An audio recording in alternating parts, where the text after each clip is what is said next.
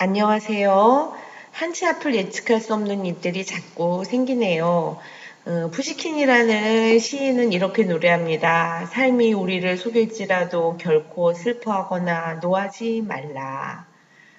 네, 이 말을 가슴에 새기고 우리 모두 힘든 시기를 잘 이겨냈으면 합니다. 생활 방역에 힘을 기울여서 우리 건강을 잘 지키는 일 잊지 않으셨죠? 네, 생활 방역 수칙을 잘 지키는 중산인이 되었으면 합니다. 예, 여러분들 모두 이제 문학 교과서와 필기도구 준비하시고 수업을 시작하도록 하겠습니다. 116쪽부터 시작하겠습니다. 문학이란 무엇인가 1단원에서 내용과 형식으로 나누어 보았던 거 기억나시죠? 예, 문학의 내용은 인간의 사상이나 감정이 되고요. 문학의 형식은 바로 언어입니다. 예, 이번 단어는 한국 문학이란 무엇인지 배우게 됩니다. 한국 문학으로 범위를 축소해 보면 한국 문학이 되기 위해선 우선 한국인이 쓰는 문학이어야 하고 내용은 한국인의 사상과 감정이 되겠죠. 그리고 형식은 한국어입니다. 예, 한국어는 다시 말과 글로 나누어지겠죠. 그래서 입에서 입으로 전해져 내려온 뭐 설화라든가 민요라든가 같은 것은 구비문학이라고 하죠. 이러한 구비문학도 한국문학의 범주에 들어가게 되겠습니다.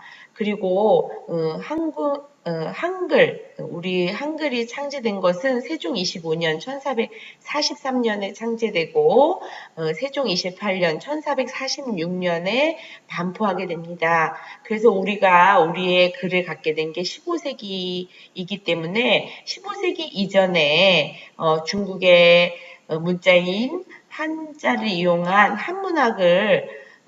한문학이 있었기 때문에 이것도 역시 한국 문학의 범주에 들어가게 되겠습니다. 그리고 한글로 기록된 문학, 국문 문학 역시 한국 문학의 범위로 보시면 되겠습니다. 예, 그래서 한글이 창제되기 전 그 한문 문학의 아름다움과 가치를 느낄 수 있는 제가야산 독서장을 우리가 배우게 됩니다. 이 작품을 통해서 한국 문학의 범위에 대해서도 잘 이해해 보도록 하겠습니다.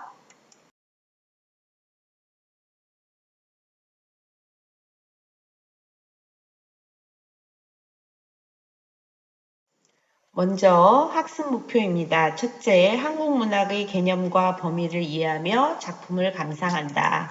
둘째, 한국 문학의 다양한 면모를 살펴보며 미래와 발전상을 탐구한다. 입니다. 제가야산 독서당 작가 소개입니다. 최치원은 통일신라 말기의 학자이자 문장가입니다. 중국에서 문장가로서 이름을 떨쳤고 오늘날 통일신라 시기 한문학을 대표하는 작가로 평가됩니다. 말년에는 신분제의 벽에 가로막혀 자기 뜻을 현실 정치에 펼치지 못하고 응거하였습니다. 대표 문집으로는 개원 필경이 있습니다.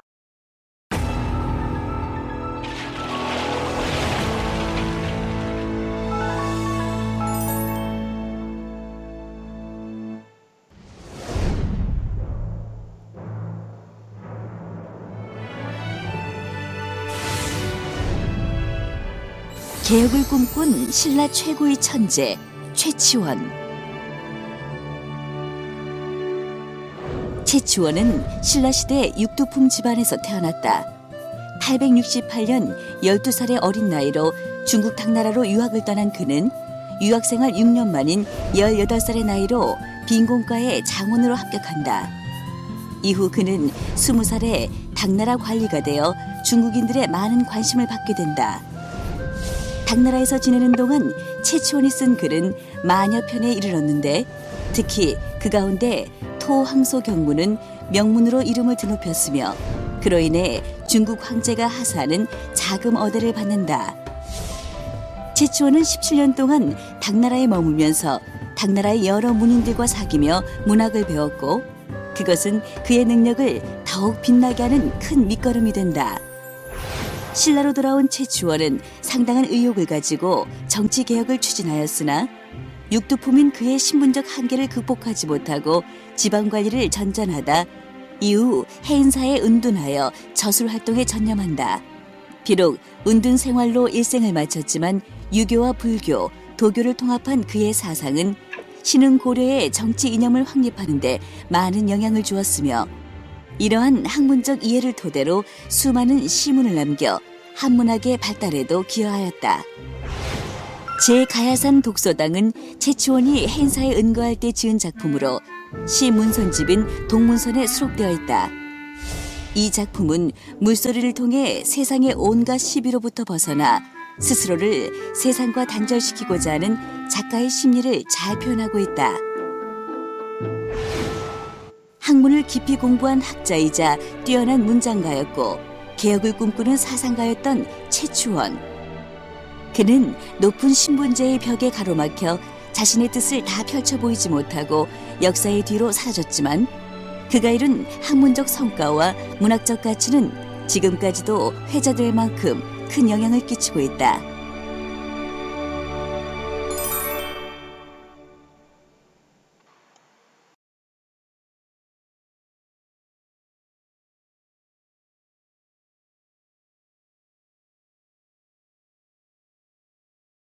네, 한시는요, 형식을 우선 살펴보자면, 한행이 몇 글자인지 살펴보면 됩니다. 5글자인 경우에는 5원, 7글자인 경우엔 7원입니다. 이 시는, 한행이 7글자로 되어 있기 때문에 7원이고요.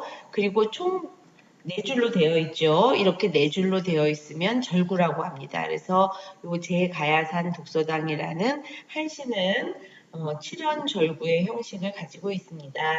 그럼 먼저 한자를 한번 읽어보도록 하겠습니다. 여러분도 읽어보면서 모르는 글자는 교과서에 적어주세요.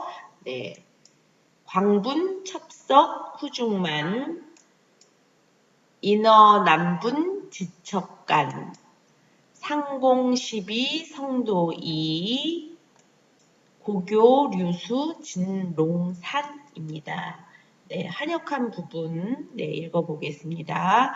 첩첩한 돌 사이로 미친 듯 내뿜어 겹겹 봉우리에 울리니 사람 말소리야 지척에서도 분간하기 어렵네. 항상 시비하는 소리 귀에 들릴까 두려워하기에 일부러 흐르는 물로 하여금 온 산을 둘러싸게 했네.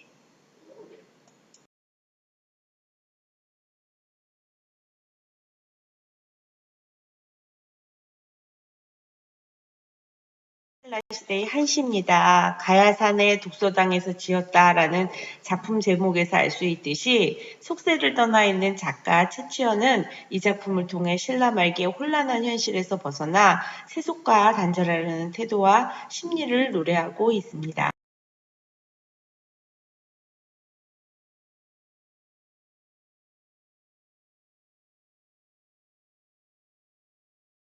여러분들 교과서에 필기하면서 들어주시면 되겠습니다.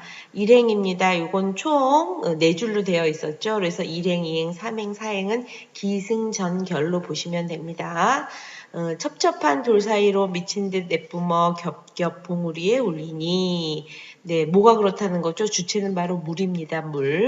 물이 아주 격렬히 흐른다는 얘기입니다. 그래서 격렬히 흐르는 계곡물로 정리를 하시면 되겠고요. 첩첩한 돌 사이로 미친 듯이 내뿜는다. 이것은 시각적 심상이고요. 봉우리에 울리니 하면 이것은 청각적 심상이 되겠습니다.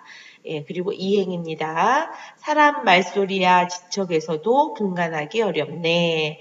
네, 그러니까 계곡물 때문에 사람 말소리가 분간하기 어려울 정도로 들리지 않는다 이런 뜻입니다.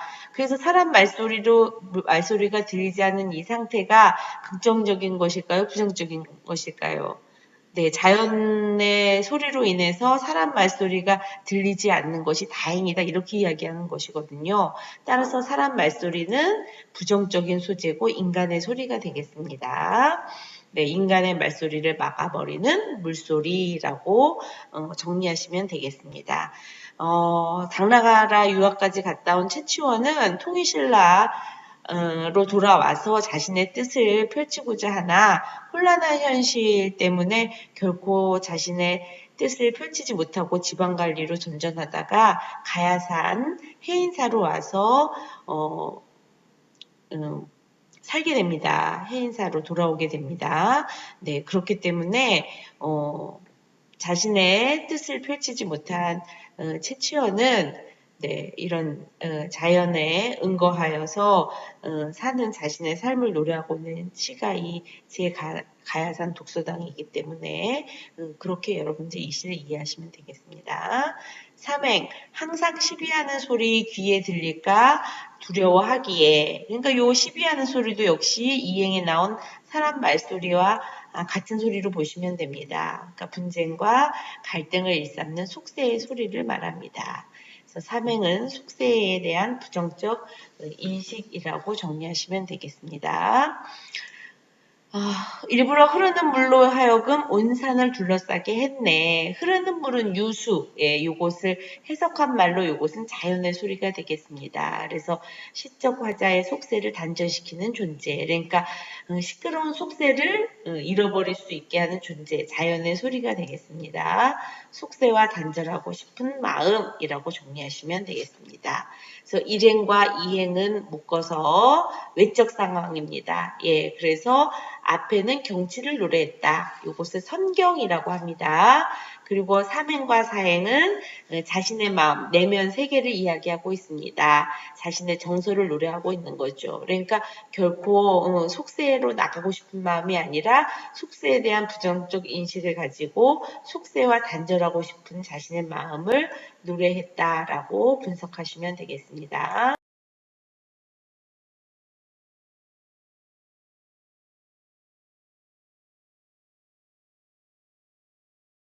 흐르는 물, 네, 유수죠. 흐르는 물은 자연의 소리이고요. 말소리, 시비하는 소리는 인간의 소리입니다. 그래서 흐르는 물과 말소리, 시비하는 소리가 서로 대조를 이루고 있고요. 이런 대조를 통해서 자연에 묻혀 살고 싶은 시적 화자의 심리를 잘 드러내고 있다고 보시면 되겠습니다.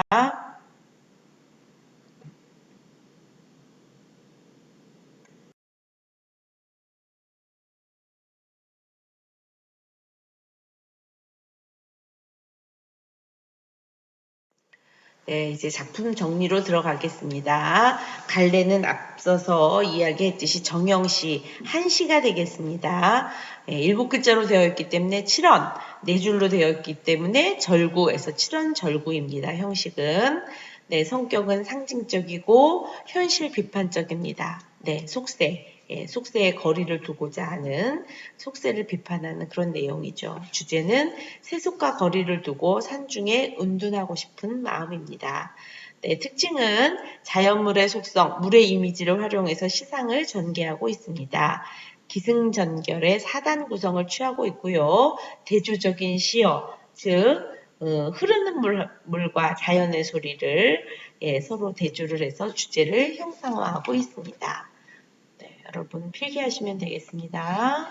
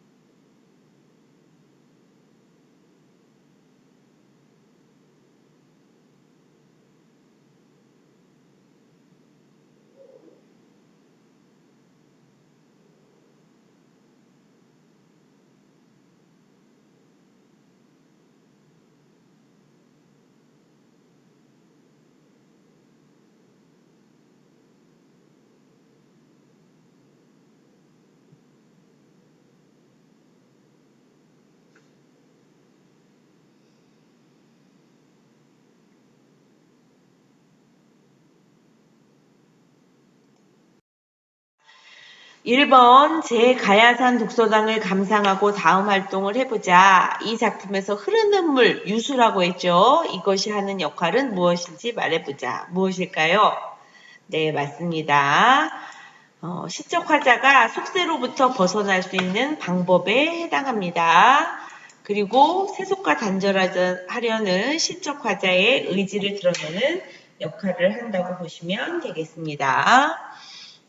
네, 흐르는 물로 인해서 말소리나 시비하는 소리가 들리지 않죠. 예, 그것은 바로 속세로부터 벗어날 수 있는 방법이 되겠고요. 그 다음에 세속과 단절하려는 화자의 의지를 드러낸다라고 보시면 되겠습니다.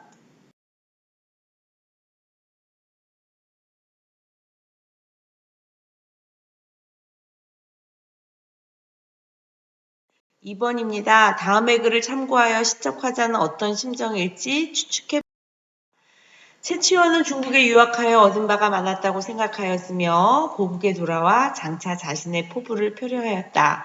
그러나 의심과 시기가 많은 말세여서 용납되지 못하였다. 그리고 외직에 나가 대산군의 태수가 되었다. 채치원은 당나라의 관리로 있을 때부터 고국에 돌아와서까지 항상 난세를 만나 처신하기가 어려웠고 곧잘 비난을 받기도 했기 때문에 스스로 불우함을 한탄하고 다시는 벼슬길에 오르지 않기로 하였다. 그는 산림과 강해를 소유하며 누대와 정자를 지어 소나무와 대나무를 심어놓고 책 속에 묻혀서 풍어를 읊었다. 네, 이것은 김부식이 지은 삼국사기 중에서 인용한 글이 되겠습니다. 사람들의 시비에 대해서 불안감이 있으면서도 이를 해결하고자 노력한 것인가요? 아니면은 노력하지 않은 것인가요? 네. 사람들의 시비에 대해 불만이 있으면서도 이를 해결하려고 적극적으로 세상에 나서기보다는 상황을 피하여 자연에 응거하고 싶었던 화자의 심정을 파악할 수가 있습니다.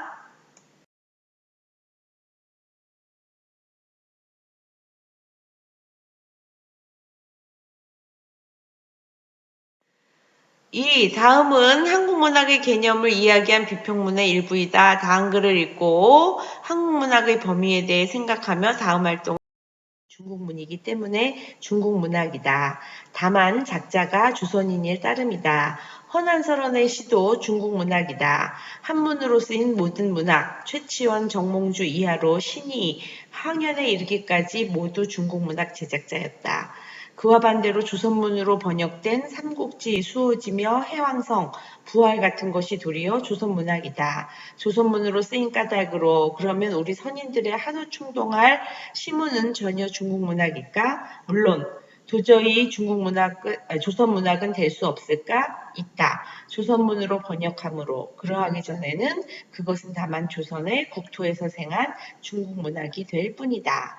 이광수의 조선문학의 개념에서 예, 이광수라는 작가가 조선문학의 개념에 대해서 쓴 시입니다.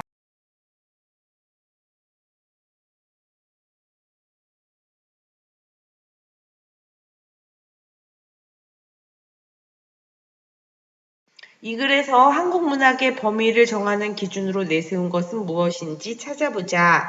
네, 이 글에서 한국문학은 뭐가 제일 중요하다고 본 것입니까? 네, 바로 작품을 표기한 문자가 제일 중요하다라고 이야기하고 있습니다. 제일 중요한 것이 문자라고 이야기한 것입니다. 그래서 한문으로 쓰면 그건 중국 문학이고, 그것이 한글로 쓰여지면 한국 문학이다라고 이야기하고 있는데, 여기에 대해서 여러분들은 어떻게 생각하십니까? 예, 이것은 뭐 이광수의 생각이고 여러분들 앞서서 한국 문학의 범위에 대해서 이야기했었습니다. 한국 문학이라고 하면 한국 사람이 한국인의 사상과 감정을 한국어로 쓴 것을 한국 문학이라고 했습니다. 그러면은 우리 글을 갖기 전에 한문으로 쓴 것은 그 안에 한국인의 사상과 감정이 들어있기 때문에 그건 역시 한국 문학으로 볼 수밖에 없는 것입니다. 그래서 그러한 생각을 이렇게 표현할 수 있겠죠. 한글이 없어 한자로 표기하던 시대나 한자와 한글이 함께 사용되던 시대에는 한문도 한국어에 포함되는 것으로 이해해야 한다. 따라서 최치원이 쓴 한시는 한국 문학이라고 생각한다. 라고 쓰시면 되겠습니다.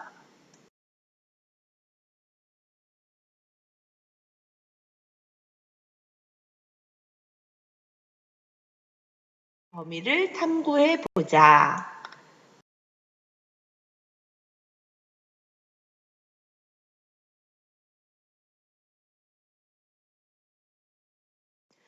용소는 장현읍에서 한 20리 되는 거리에 있는데 장현읍에서 그 서도민으로 유명한 몽크포 타령이 있는 데거든. 그 몽크포 가는 길 옆에 그 인지 바로 길 옆에 그 용소라는 것이 있는데 그 전설이 어떻게 됐냐 할 것 같으면 옛날에 그렇게 옛날 옛적 얘기지. 옛날에 그 지금 용소 있는 자리가 장제첨진의 집터 자리라 그래. 장제첨진의 집터 자리인데 거기에서 그 영감이인지 수천석하는 부자로 아주 잘 살고 인지 거기다 좋은 집을 짓고서 있었는데 그 영감이 아주 깍쟁이가 돼서 인지 뭐 다른 사람 도무지 뭐 도와도 주지 않고 돈만 모으면 그런 유명한 영감이라서 거기 사람들이 인지 말하자면 돼지되지 않은 그런 영감이라네.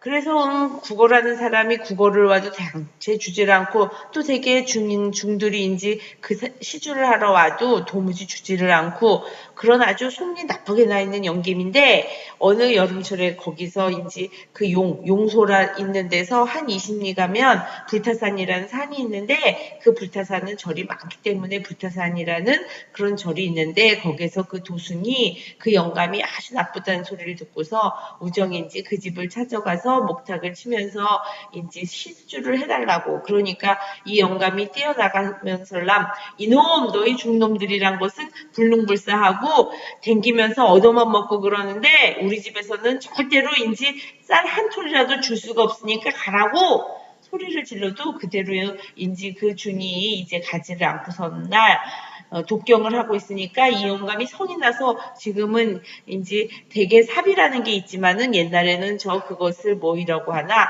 부삽이라고 하나 인지 그게 있는데 그걸로 두엄더미에 섬랑 새똥을 퍼가 주고 섬랑 우리 집에 쌀은 줄 거 없으니까 이거나 가져가라 하고 섬랑 바랑에다가 새똥을 였단 말이야. 그래도 그 중은 조금도 낯색도 변하지 않고서 거저 나무 아비타불만 부르다가 섬나를 그 새똥을 걸머진 채 바깥으로 나오는데 그 마당 옆에 우물이 있었는데 우물가에서 그 장제청지에 며느리가 이제 쌀을 씻고 있다가 그 광경을 보고서 그중 보고 섬랑 얘기하는 말이 우리 아버지 천생이 고약해서 그런 일이 있으니까 조금도 나쁘게 생각하지 말라고 그러면서 씻은 쌀을 바가지에다 한 바가지 퍼서나 그 바랑에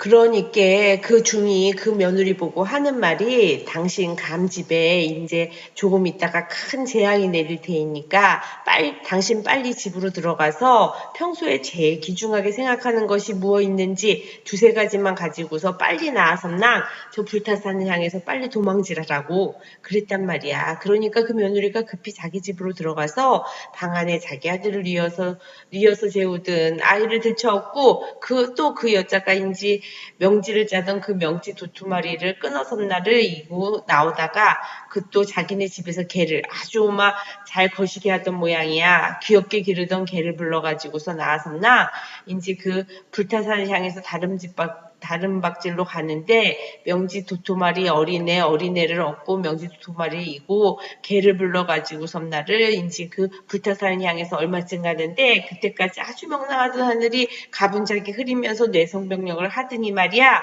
근데 그 중에 먼저 무슨 주의를 시켰냐면 당신 가다가서 뒤에서 아무런 소리가 나도 절대로 뒤를 돌아보면 안 된다는 거를 인지 부탁을 했는데 이 여인이 가는데 가분자기 뇌성병력을 하면서 그 벼락치는 소리가 나니까 깜짝 놀라서인지 뒤를 돌아봤단 말이야.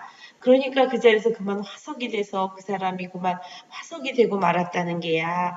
걔도 그렇게 화석이 돼서 그 자리에 서 있다고 하는데 그 지금도 불타산 아래서 인지 얼마 내려오다가서 그 비스칸이 인지 거기 사람들은 이것이 인지 며느리가 화석된 게라고 인지 하는 바위가 있는데 역시 인지 사람 모양하고 인지 뭐 머리에 뭐 인 거 같은 거 하고 그 아래 개 모양 같은 그런 화석이 상계도 있단 말이야.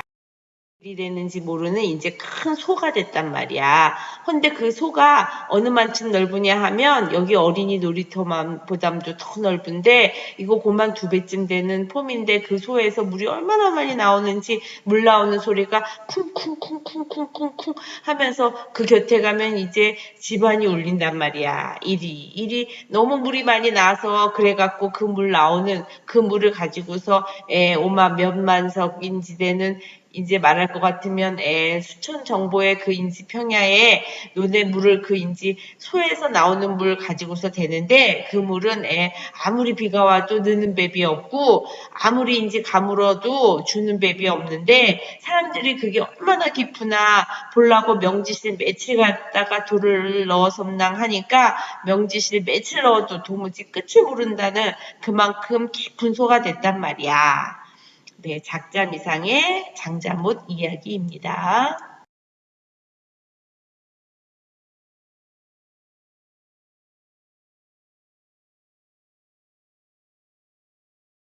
라고 되어 있죠. 예, 우정, 상계 등 방언을 사용하여 생동감을 느끼게 하고요. 구비문학은 현장성을 띠기 때문에 구연자가 자신의 표현 의지에 따라서 내용을 덧붙여서 말할 수 있습니다. 예, 이렇게 쓰시면 되겠습니다. 줄친 부분만 쓰세요. 위에 2번째는 다 쓰시고요.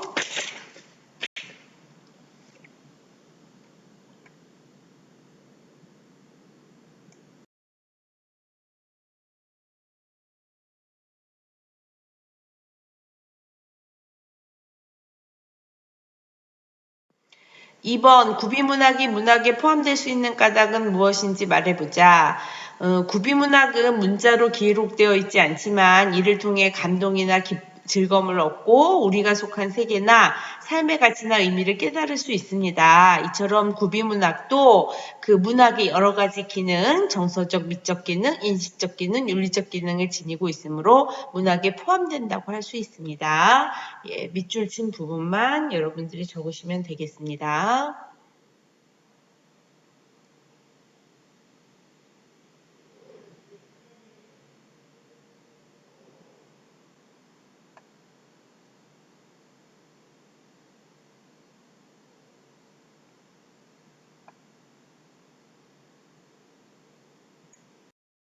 이것은 여러분의 생각을 쓰시면 됩니다. 요거는 하나의 예시에 불과한 거니까 여러분들이 진짜 자신이 이 작품을 읽고 느낀 바를 기록해 놓으면 훨씬 더 머리에 오랫동안 남을 수 있을 것입니다. 여기 써 있는 부분 한번 읽어볼게요. 오늘날에도 세상에 인정받지 못하고 소외된 사람들의 이야기를 다룬 작품들이 많아서인지 공감이 잘 되었어. 그리고 이 작품은 한자로 기록한 한시이지만 우리 선조가 당시의 정서를 표현하고 있기 때문에 우리 문학에 포함될 수 있다는 사실을 잘 이해할 수 있었어.